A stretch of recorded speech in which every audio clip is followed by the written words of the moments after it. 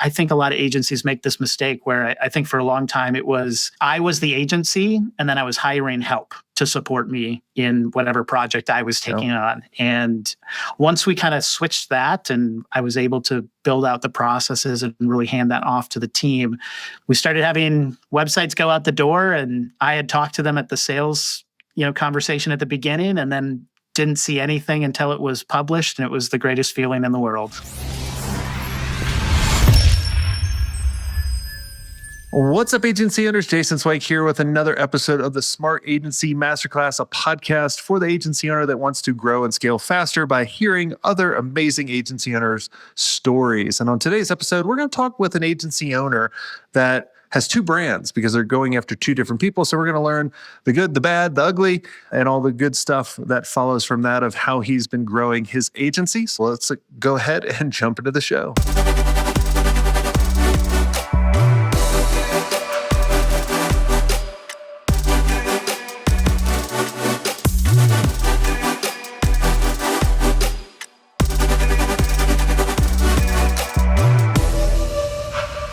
Hey, Matt, welcome to the show. Hey, thanks for having me. Yeah, I'm excited to have you on. So tell us who you are, what you do. Yeah, my name is Matt Banker. I'll call it a dual agency. So one agency, one legal company, two brands. Banker Creative, we do web design, primarily using StoryBrand framework for our websites. And then we have another brand called Benchmark Growth, which is marketing for accounting firms. You'll find us at marketingforaccountingfirms.com. So it's very straightforward as far as what we do. One's very niched into an industry, very specific in who we work with. And then the other one, we have a really narrow focus where we write, design, build, support websites. I have to ask, why don't you go after banks? Your last name is Banker. Yeah, well, as we were trying to figure out how to niche down, we ended up with accounting firms. This is my theory. Named the company Banker Creative, my last name. Secretly, I was trying to get more and more of my siblings to join me in this venture, and thought maybe if it was a family business, they would jump on board. I have had two siblings work for me, so I guess it sort of worked. But I think we really attracted folks that were working with money. And if you just think on a directory of different agencies, they see the one that says Banker Creative. And so, we worked with a couple banks, a lot of accountants, a lot of financial planners, wealth advisors, things like that. But eventually we found accountants were really the right niche for us. Yeah. I had to ask. I was like, come on, bankers. So I was like, you gotta go after the bankers. I mean, your last name. I mean, that's just. But I had to ask, why did you start your agency? Are you an accidental agency owner? What happened? Yeah, I think I am an accidental agency owner. I went through a couple different careers before I ended up in the marketing space. And I think through that time, I realized I was always attracted to problems within whatever company I was working for. And I really approached it kind of from a consultant perspective. And so at some point I decided I really want to be in a consulting role more than like a task fulfillment role. And so I started working for a small agency, got a little burned out on it, wasn't a great experience. And so I launched my own just because I have that, entrepreneurial confidence, arrogance, whatever it is. Mm-hmm. But I didn't originally want to be an agency owner. I wanted to be a consultant. But it just kind of grew in that direction. I have a design background, and I got certified with StoryBrand pretty early on. And so that combination of design and copywriting and turning that into websites was a great place to start. And so I started hiring people to help me do more websites. And we just grew from there. What did you charge for your first website? I think my first websites I got off of advertising on Craigslist. And Craigslist. I think we charged something like $1,500. Oh, you beat me. But then there's inflation. Like back in the 90s, I charged $500. But wow. So you just advertised on Craigslist, huh? I just advertised on Craigslist. What was the weirdest person that reached out on Craigslist? I worked with a guy who was a hypnotist, and he went and performed at colleges and things, but then he also did hypnotism to help people stop smoking. So that was an interesting project. Did he try to hypnotize you? Not that I know of. Maybe that's why maybe he got a good deal on the website. Yeah, very much. So you started off $1,500 websites, right? What was the natural Yes. progression next? Of like, who was your first hire? So I started by hiring a part-time designer really to help me with the design side. Like I have a fine arts degree, so that was an area that I was strong in, but I actually felt, this is an area I know well enough that I could hand it off to somebody else and still feel like I could recognize and manage that process. And so I kind of replaced that thing first. And then a bit later, we hired another copywriter was my next hire. Okay. Ever hire a project manager next? If I had something to do over again, I would have hired someone who was really good on the ops and kind of project management, account management side of things earlier. I'm a bit of a generalist myself, and so I was kind of running point for a long time. I think a lot of agencies make this mistake where I think for a long time I was the agency, and then I was hiring help to support me in whatever project I was taking on. And once we kind of switched that and I was able to build out the processes and really hand that off to the team, we started having websites go out the door. And I had talked to them at the sales, conversation at the beginning, and then didn't see anything until it was published. And it was the greatest feeling in the world. Our story's similar on kind of the start. Like we designed websites. We started at 500. So you were 3 times better than us. My first hire was a part-time designer. But my next hire was a project manager, and it made a huge difference because then I wasn't bogged down on that delivery. And that's where I see a lot of our agency owner mastermind members really kind of getting bogged down, where they're either in the sales, they're in the delivery, or like they're in the marketing, right? Like they're in a lot of cases, they're in all of them. And I'm like, well, yes, which one do you want to delete first? And then we delete one. Then it's like, all right, what's the next one? And then they're like, like I get, so was it hard for you? When you brought in the designer, when you brought in the copywriter, do you feel you were just delegating tasks? That's really how I felt at first. I don't know if this is true for every agency owner, but I have some of my own kind of control issues where I want to control everything. The other piece of it really, though, was no one feels that way. I think some selfishness. Yeah, it's just me. Yep.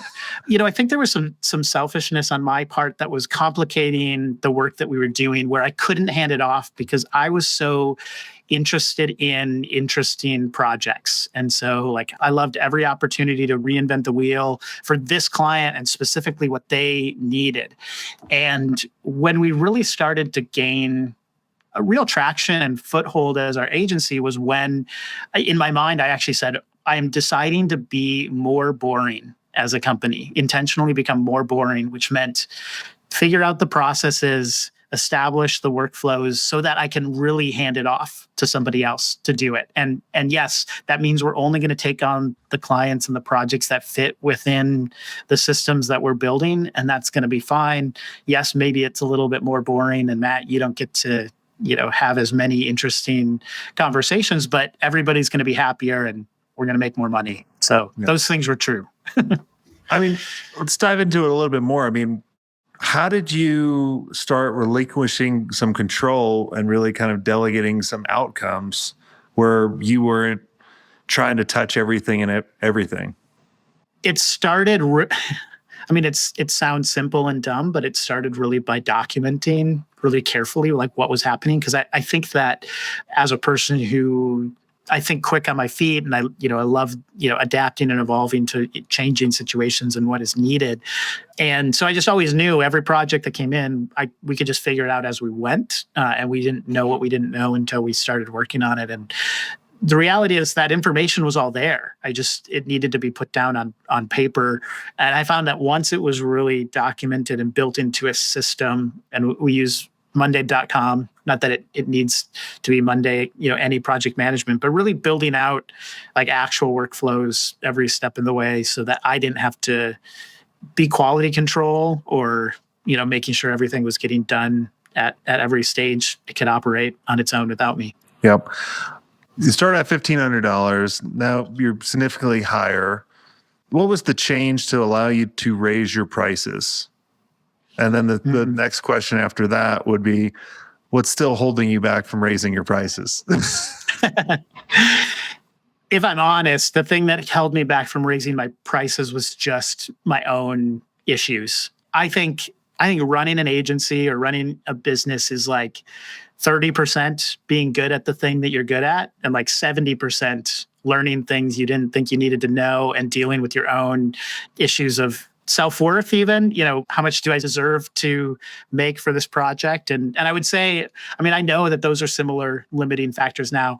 I'm probably more price sensitive than a lot of my clients are in most cases. And so getting over that idea of, would I pay this, or do I see as much value, and really understanding the stuff that comes easy to me that seems like it should be less expensive is incredibly valuable to other people who don't have that same experience and skill set. And so, yeah, it's personal issues, really. Well, it's always the thing between our ears that's always going to mess us up and hold us back. I always look at it as, your agency will only grow to the level of where you're at, the owner. Mm-hmm.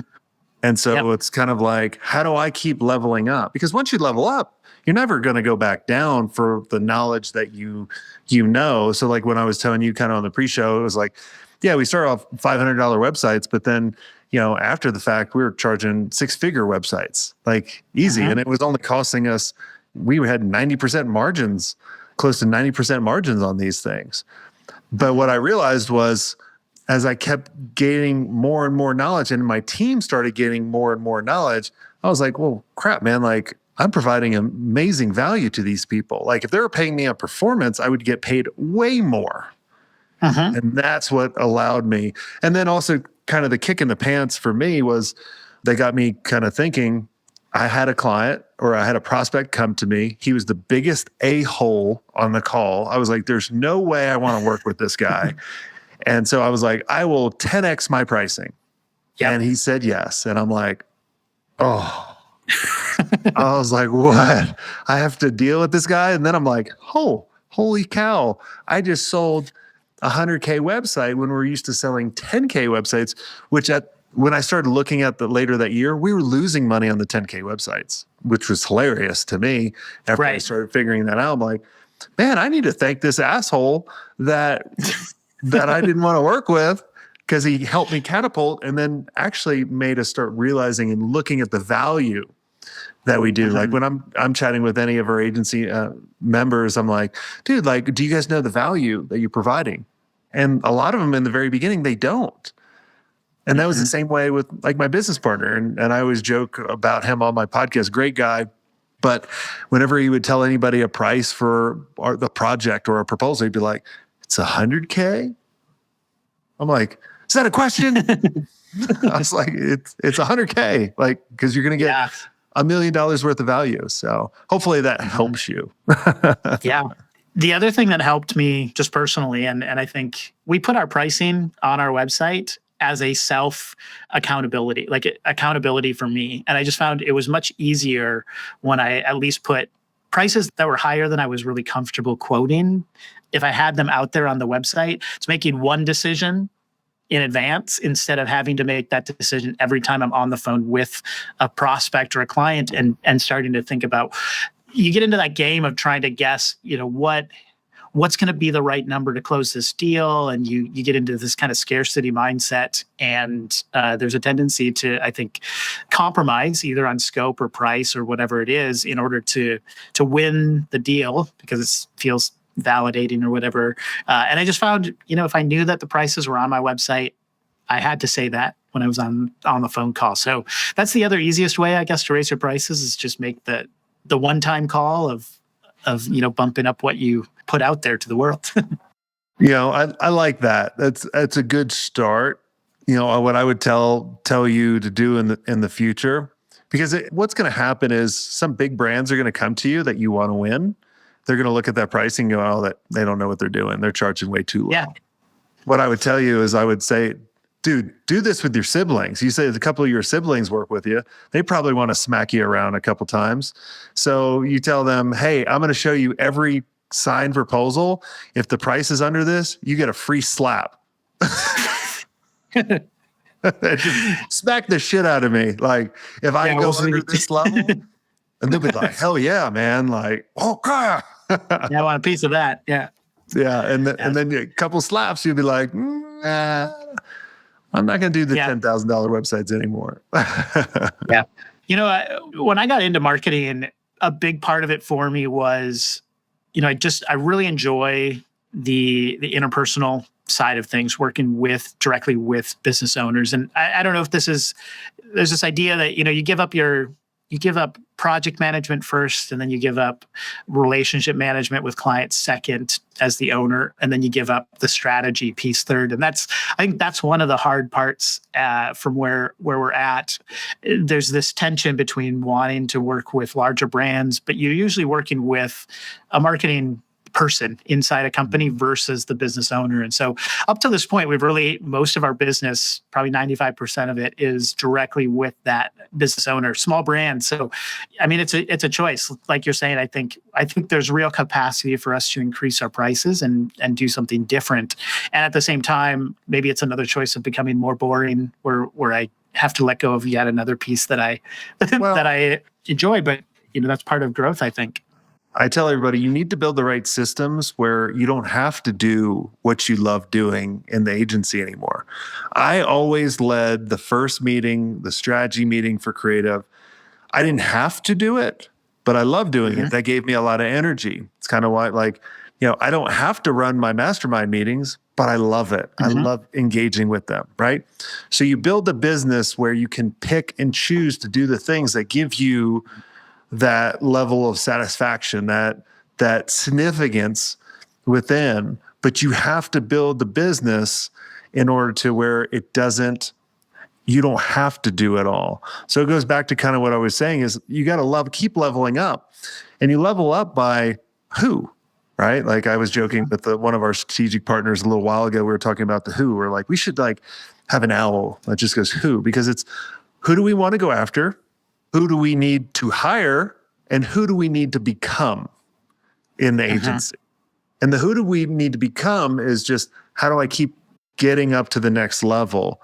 And then it's not all about just getting rid of things in the agency. It's more about just, how do I create some structure? How do I create a framework for someone to follow? Like, for example, when our agency scale specialist, Darby, came to work with us and joined the team, he didn't even know what an agency was. Didn't know what an agency was. His best friend introduced us. His best friend owned an agency and still didn't know what an agency was. But we had the framework to teach him. And we involved him and had a process to get him to a place where he's better than me when he gets on calls with people, and he'll be able to break it out because he's able to follow a framework. And then we tell him stories, which you like this. You have a story for each, right? Like when people go, oh, I need to give up sales, but I can't because I'm the best salesperson. Well, why do you think you're the best salesperson? Because you have the stories for each problem that people tell you. So if you train people, like you come up with a framework and then you figure out what stories go to which problems, and then you help those people do that, you can teach anybody that has the same core value as you do. Yeah. That makes sense? Yeah. We found it's a journey, but I definitely have found the more we've been able to build out systems that are repeatable. It's one of the biggest limiting factors, I think, throughout the first, we're about 7 years old as an agency now. First 4 or 5 years was not having a clear idea of exactly what we did and how, and not having something that we could hand off. It's a big part of why we ended up splitting into 2 different brands. Maybe someone with a little more guts would have done it differently, but we kind of decided that we wanted to niche down and we wanted to offer more marketing services, but we got stuck all the time because we knew we could run a website project for any type of business because our process and our framework for how to do that was great. It was a well-oiled machine. But then we got to the other side of it, and now they're asking, all right, what do we need to do for social media? What about video work? What about SEO? What about Google Ads? And we realized too many different businesses and too many different industries. We couldn't build a system that could handle all of them at the size that we were. And so we decided we can build a system for one type of business, and that's accounting firms. And so there's a limited number of levers that we typically pull for an accounting firm. And so we split the company so that we could focus on one client type and do a lot more services, but that's still very limited.